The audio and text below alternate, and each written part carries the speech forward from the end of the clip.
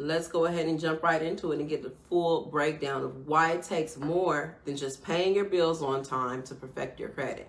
Understand that paying your bills on time, yes, it is very important. Don't take for one moment that what I'm telling you is not to pay your bills. But what I'm saying is that 35% of your credit score is based on payment history. Yes, it's the highest scoring module, but remember, we still have a whole other 4 categories that is important, that's going to drum up our credit score. So that's what I mean when I say paying our bills on time is not going to perfect our credit. So the second highest category outside of your payment history is what we talked about yesterday. 30% of that credit score is calculated through credit card utilization. So for the people who was not here yesterday, don't worry, I'll just run it back to you guys. Don't max out your credit cards. If you're maxing out your credit cards, that will tank your credit score. And you can have perfect payment history, but the moment you max out a credit card, your score is going to plummet, okay? It's going to plummet down to the low, low, low. So when you look at it like this, you got payment history, which is 35% of your credit score. You also got credit card utilization, which is 30% of your credit score. Look at that. That's over 65% of your credit score right there. That's why a lot of people are falling off when it comes to perfecting your credit score, because the bulk of your credit score is based on that. I like to look at the categories as on and off buttons, right? So you want to make sure that you have on all the on buttons when it comes to your credit score. You want to make sure you got the on button on your payment history. That's on, that's go. You're maximizing that category, right? Then you want to jump over to the second highest category, which is credit card utilization. You're going to turn that on by, first off, having a credit card. If you have no credit card, you don't even have that button on. And make sure you keep your credit cards under 10%. Yes, a lot of people will tell you 30%. 30% is cool, right? They want to tell you to keep your credit card utilization under 30%. But here in the Palace, I strive for you guys to aim for 10% of credit card utilization. Now, once you got that button turned on, you're capitalizing on the 65% of your credit score. So age of credit is 15% of your credit score. 15% of your credit score is 82.5. It's 82.5 of your points, okay? Because again, we're taking 550, multiplying that times 15%. 82.5 points that you have to gain from age of credit history.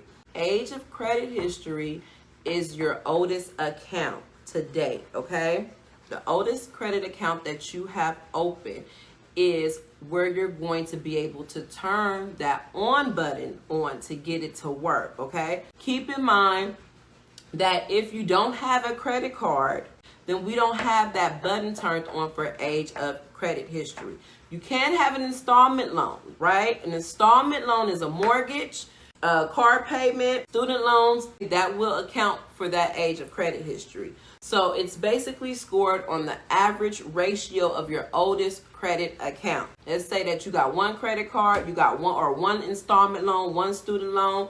You started that back in 2000. So now your credit age is 20 years old because today is 2020, right? Keep in mind, the breaks where you could capitalize and get the most points is when you first hit the 2 year. You'll get a little boost in points. But keep in mind, we're only working with 82 points. So every few years, you get an extra ding of points when you get to that credit age, okay? Because the preferable credit age is above 15 years. Don't get discouraged. I know when I found that out, I was like, what? 15 years? Yes, that's why you want to get started in the game early. We do have ways around that. Don't worry. I'll tell you guys about that. But we're going to say that for tomorrow. Tune on in. I'll tell you guys how to go around that. So I was telling you guys 2 years, 5 years, 8 years, and 10 years are the milestones that you want to reach. With that being said, the next category is inquiries. Inquiries is 10% of our credit score. So 10% of that 550 is 55 points that we have to gain or lose with a credit inquiry. Okay, that's when they run your credit. They do a hard inquiry and they basically ask you for your social security number. With that being said, inquiries you will lose overall, okay? Not just off of one inquiry, it averages out. Keep in mind, inquiries only stay on your credit report for 2 years, but you rebound from those points after 6 months. Going on over to the next category. This one and inquiries are tied for the same amount of points. It's types of credit mixed, okay? So your types of credit mix is 10% also of your credit score. That's another 55 points that you have to play with, to manipulate, to perfect your credit. There is only 3 types of credit, okay? Revolving, which is a credit card, and installment loans. Installment loans is car payments, mortgages, student loans, anything with the end date, basically, okay? The next type of credit that you can have is an open-end account. It's an American Express with the open balance. You don't have a credit limit.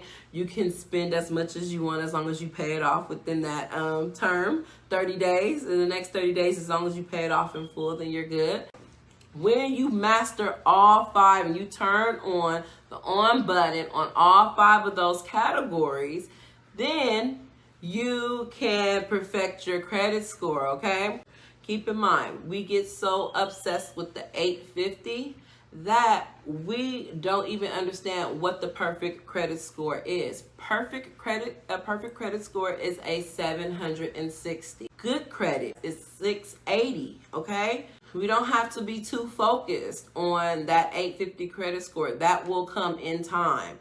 You will get there. As long as you are at 680 and above, then you know that you are on the path to working to perfecting your credit score. So don't get discouraged because you don't see the 850 next to your name, okay? I'm the credit specialist and I'm not on the 850 yet. And I don't mind telling y'all the truth. I am in the 8s, but I'm not an 850, okay?